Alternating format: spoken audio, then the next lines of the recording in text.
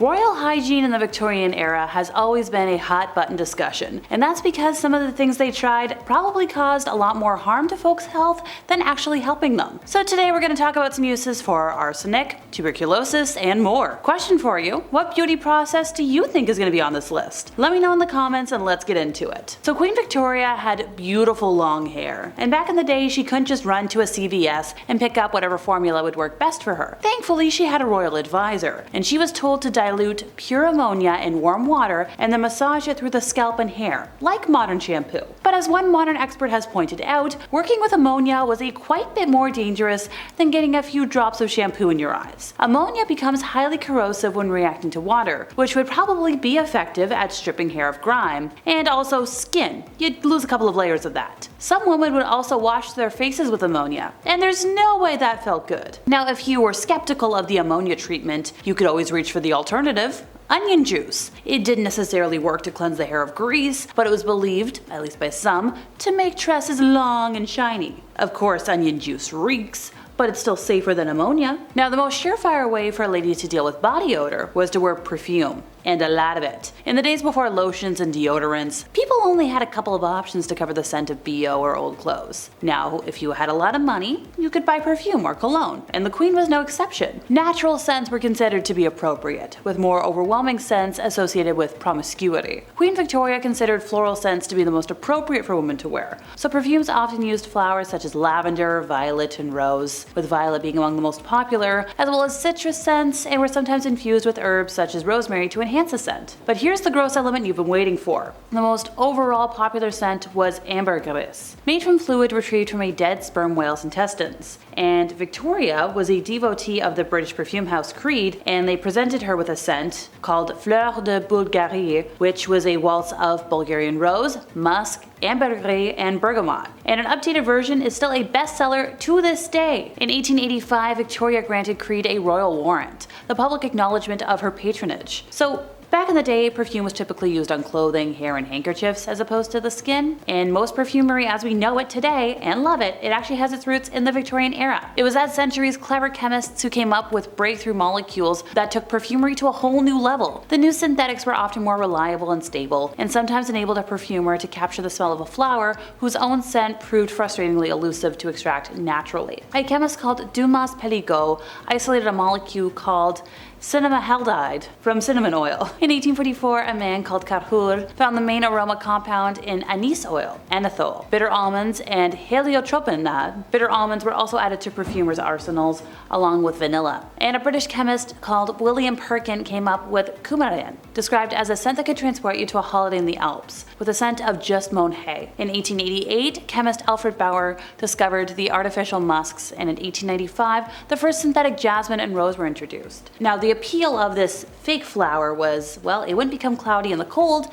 and it wouldn't separate into flakes. It could also be relied upon to be always of exactly the same composition. The use of excessive makeup in the Victorian age was viewed as promiscuous, and would only really be seen on performers or women of the night. Whoopsies. A pure natural face, free from blemishes, freckles, or marks, was considered beautiful. However, that didn't mean women did not secretly concoct their own remedies and cosmetics to enhance features and hide imperfections. One of the most important features to a woman in the Victorian era was to have the most translucent, pale complexion possible. A fair and healthy complexion distinguished a woman's social status. A lady of higher social standing would use accessories like gloves and umbrellas to help protect her from the environment. Now, if you were unlucky enough to be born with freckles, you were advised to rinse your face in lemon juice, or in more stubborn cases, rub your skin with carbolic acid, or hey, sit in the sun until the freckles burn off. And if premature wrinkles resulted from these harsh so-called cures, young women might look to the habits of their older relatives and drape their faces with thin slices of raw beef before bed.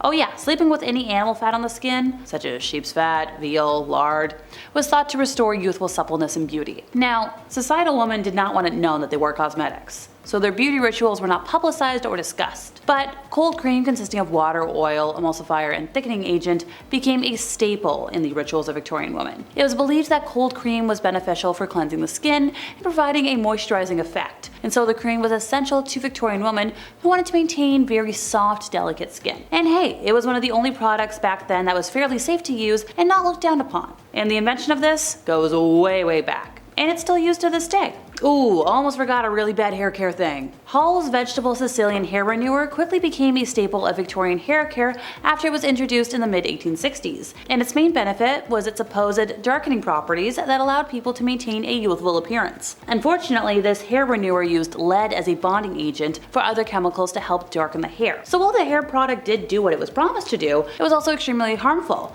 Hall's eventually lowered the amount of lead in their hair renewer, and it managed to stay on the market into the 1930s. But don't worry, if you don't want to use lead, you've got some other options. Some women broke several eggs over their heads, worked them into their hair, and then washed the egg out with a pitcher of water. Also, vinegar diluted with water was another popular option. In fact, many cooking-related items were popular pre-shampoo alternatives. Rosemary, black tea, rum, all considered perfectly normal as hair washing substances. Now when it came to hair styling, that was also a whole can of worms. So way back when, a woman's hair was often thought of to be one of her most valuable assets. Styles varied quite a bit throughout the nearly 7 decades of Queen Victoria's reign, with everything from simple middle parts to elaborate pieces made from human hair being in fashion. Granted, once again, hair was long, like extremely long. Big haircuts weren't exactly a thing yet for women. They did occasionally trim split ends or even singe them, but long hair was viewed as being ultra feminine and desirable. Long hair styled up in an updo was the way most women, especially upper class women, wore their hair at the time. Now, women kept receivers on their dressing tables, and a hair receiver is basically a covered bowl with a removable lid, which has a hole in the top. So when you brush your hair, the hair that comes out and is left on the brush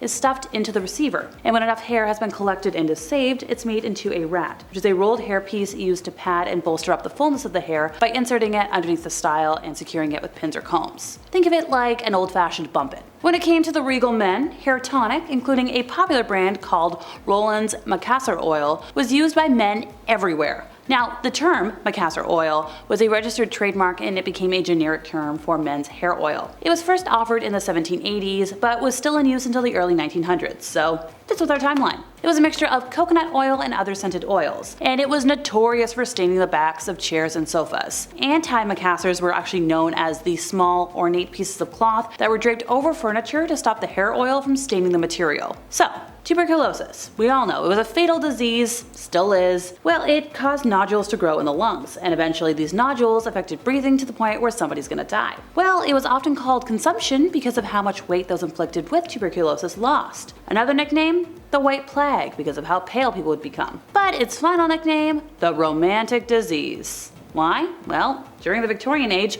women appreciated the beauty that it caused. The pale skin, the thin waist, the red lips and cheeks. So it quickly became a trend that led to women purposefully contracting the disease in order to look beautiful. Those that became ill with tuberculosis tended to die slowly, and often, especially for the wealthy, people were instructed by their doctors to head to a relaxing area with fresh air, spend time in the sun, relax. The sick were often introspective and thoughtful, and seemed to have time to move at a slow pace, and a lot of folks viewed that with jealousy. As the disease took hold further, scientists began to understand germ theory and transmission. More women were getting sick than men, and they began to realize that maybe it's not sanitary to have long trains flowing behind you, dragging through the icky streets. So gowns shortened, lost their trains, and this made it so shoes were more visible. And that's how shoes became a really important fashion thing. The Victorian era was like the ultimate era of elaborate facial hair for men. Now, men, especially like in Britain, took great pride in cultivating magnificent mustaches, mutton chops, and opulent beards. The glorification of facial hair was not merely a trend, but like an obsession, as grooming manuals and tools